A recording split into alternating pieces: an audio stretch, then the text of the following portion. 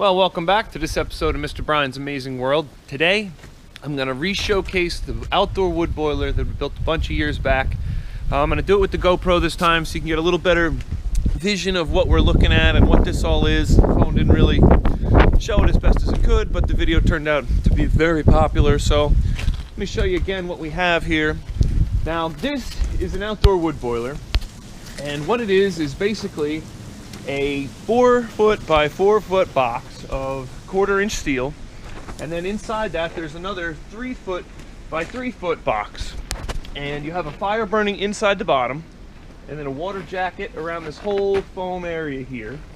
And as this fire burns, it heats up the hot water, all the water, and then you circulate that through your house, whether you use it for forced hot air, and you have a couple different ways to do it. I run radiant floor heating throughout the whole house. It's really nice. The floor stays nice and warm. I don't have to have a heat exchanger like you would for forced hot air or baseboard heat or other systems. To show what this does, I have a little fire going in here. Well, this little fire is burning for 8 months of the year, I suppose. And way in the back, up in there, you can see the chimney cuts out up through there. Kind of worked having snow on that. And what it does, you can see the top here and the sides, and yet there's still a whole nother foot of distance between the top and that to hold the water. Probably holds approximately 250 gallons at the moment. And you just circulate that. I have these little air ducts at the bottom that I can adjust to get a little more or less airflow through there. And the trick is, well, you keep it closed, keep the draft going well. And basically the spray foam that is along the side of this, I had extra cans from work, a little bit here, and okay, it gets singed, and it's basically just the smoke damage you see. But that every little bit does help to improve insulating value. I had put, like I said, this whole thing was 1/4-inch steel, bought sheets of it, cut it up to put it together. It was a lot of welding, but that was done back in 2004. There's quite a few years. I mean, we're going on like 15 years of using this thing non-stop every winter. And I built it out of just regular steel because I figured if it rusts, it'd be a piece of cake for me to just cut it out and replace pieces as opposed to stainless steel. So far, I haven't had to do anything about any rust or issues.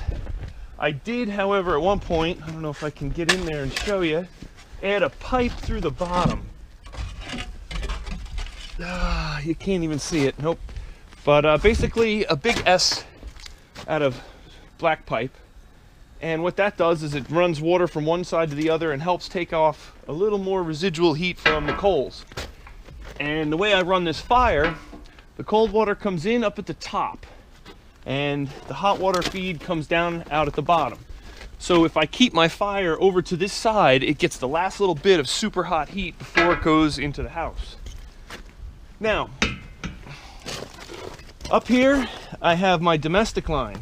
Down here is the exit for it. Again, the hottest point is down at that bottom corner.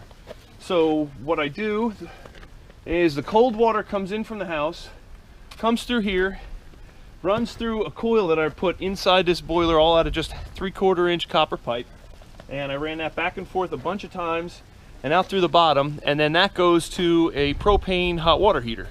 Basically, I'm taking the water probably from 50 degrees and maybe bringing it to, say, 80 to 90, which is great because then the hot water heater only has to go from 90 to whatever temperature you want it at.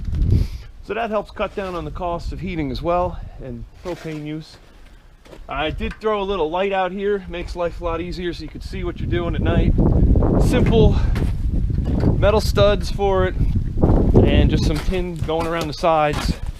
I managed to get my hands on a nice big chimney, and it came out of a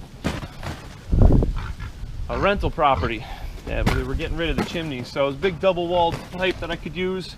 I've been through several cheap chimneys. The back side, it's all, you can see, just insulation shoved up in here. Insulation doesn't burn, so you don't have to worry about a fire as long as you take the paper off the back of it. So far, like I said, it's been 15 years of this burning, and I mean, wood pile is right there. Haven't had any issues. Every once in a while you'll get a good creosote buildup up in the chimney, and man, it sounds like a jet engine when that thing opens up and goes. But if you know what's happening, you just let it burn and add more to it and burn all that stuff right out, and your chimney's good to go again. Down here you can see this is where the water comes in and out. Basically I have two 1-inch copper lines and then two 3/4-inch copper lines for the domestic that run through and then run over into the house. And basically I built this, I didn't have access to the fancy pipe work that they have today. Now today you can get the PVC pipe that has all 4 lines already in it, fully insulated, and you just roll it out. It's very expensive. What I did was ran all those copper lines inside of 4-inch PVC pipe and then drilled a bunch of holes in the PVC pipe and filled the whole thing with spray foam.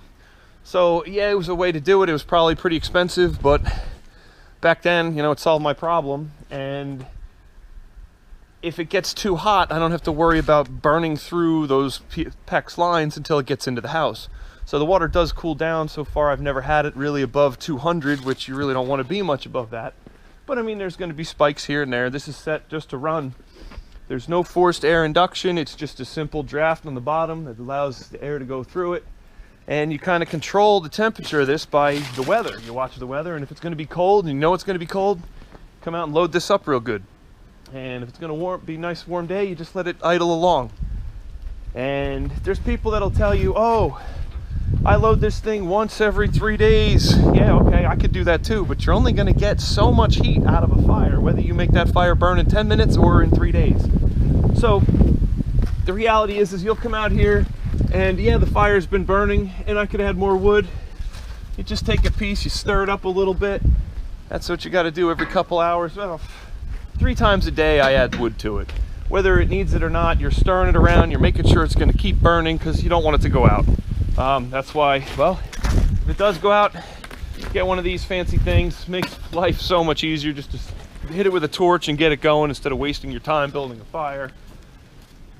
Other than that, I mean, it was an expensive, well, 15 years ago it was about $2,000 worth of steel that I bought. I didn't want to buy propane, so figured let's build this and give it a shot. It had to do something other than, you know, even 10% was a better efficiency than what I was at with spending all my money on fuel.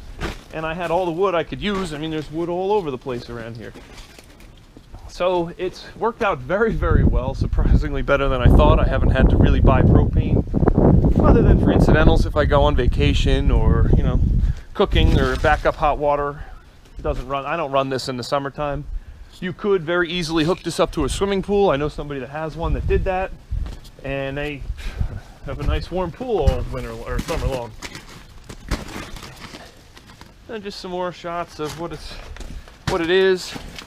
Now, I built a little wood shed over here to service this thing because the biggest problem was you go through a lot of wood and it was kind of a pain. You don't want wet wood, you want good dry wood. That's the other thing about these. You'll see them smoking and stuff. They really don't smoke very much unless you put some fresh kind of wet wood on it, or you're burning like something you shouldn't be burning, garbage or whatever. The wood pile, you can see I'm kind of getting down there. We're getting into the, you know, the thick of winter is kind of creeping along. But I have a nice dry supply. It's set like a house, so the snow stays out of it a little bit, and I'll just keep picking at the walls. And right as spring gets here, I'll bust through this inside wood face wall, and then I can easily reload it with new wood over the summer.